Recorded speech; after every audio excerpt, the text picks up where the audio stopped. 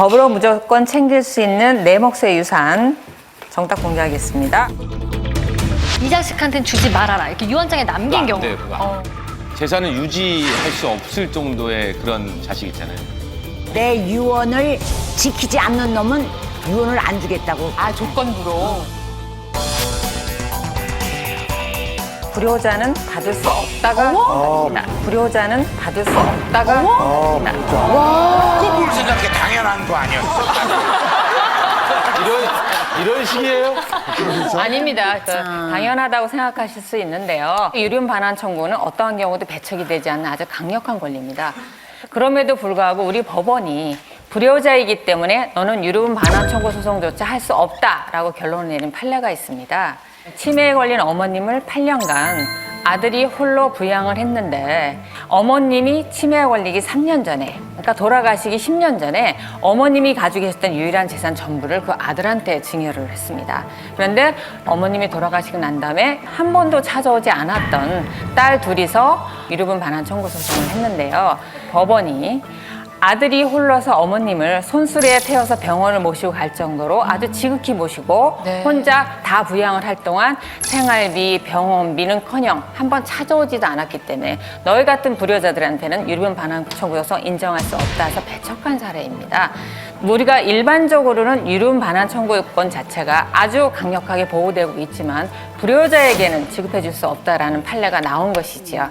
나한테 잘못한 자식은 법도 도와주지 않는다는 거지. 네. 그리고 그때 참 가슴이 아픈 건 그때 청구한 금액이 870만 원입니다. 그러니까 그게 이렇게 인륜에 반할 만큼 큰 금액이 아니었다라는 것이 저희 가슴을 좀 씁쓸하게 하는 것이죠.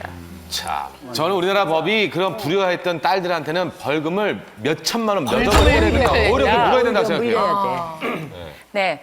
좀 전에는 제가 본인이 받을 수 있었던 유류분 청구권이 기각된 사례지만 이번에는 본인이 가진 재산조차도 나한테 도로 내놔라 할 수 없는 판례가 또 하나 있습니다. 어떤 사례냐 하면 아들 내외가 80대 아버지, 70대 어머니를 모시고 6식구가 같이 살고 있었습니다. 근데 그 살고 있는 집이 누나 명의의 집이었어요. 근데 누나는 국내에 살고 있는 것이 아니고 미국으로 이민 가서 살고 있었습니다. 근데 수입이 많지 않다 보니까 이 부모님을 모시고 있는 아들 내외를 다른 형제들이 이제 용돈하고 생활비 이렇게 원조해서 살았는데 그 미국에 있는 누나만 생활비를 대주거나 용돈을 대주지 않았던 거예요. 왜냐하면 자기네 집에 살게 했으니까. 그러니까 집에 있으니까. 예. 근데 노인분들이 자꾸 이제 찾을 거 아니에요. 그리우니까. 사실 아들이 돈을 받을 목적으로 전화했던 것은 아니고 누나한테 전화를 해서 아버지가 자꾸 찾으니까 전화도 좀 드리고 나는 괜찮은데 부모님한테 용돈 좀 주면 안 될까? 이렇게 이제 몇 차례 요청을 하게 됩니다. 그랬더니 그 누나가 네가 도대체 아버지 엄마 모신다고 너 생색을 내도 너무 낸다. 생색을 너무 내니까 너 그 집에서 나가. 이렇게 된 겁니다. 근데 이 6명이 그 집에서 나가면 길거리에 나앉게 생긴 거예요. 그러니까 못 나가니까 이제 급기야 태거 명도 소송을 제기를 했습니다. 그래서 1심과 2심 고등법원에서 누나 편을 들었어요. 맞다. 누나 소유의 집이니까 나가라. 그랬습니다. 그런데 이때 대법원이 그렇지 않다. 누나 집은 맞지만 네가 이 상황에서 부모님을 모시고 있는 동생을 나가라고 하는 것은 역시 인륜에 반하는 것이고 이건 권리 남용이다. 그래서 배척하겠다. 다시 재판해라. 고등법원으로 돌려보냈습니다.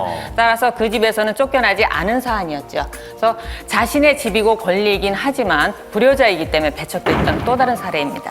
아유, 시원합니다. 불효자에 대해서 법적 권리를 제한한 그런 사례들을 저희가 말씀을 들었습니다.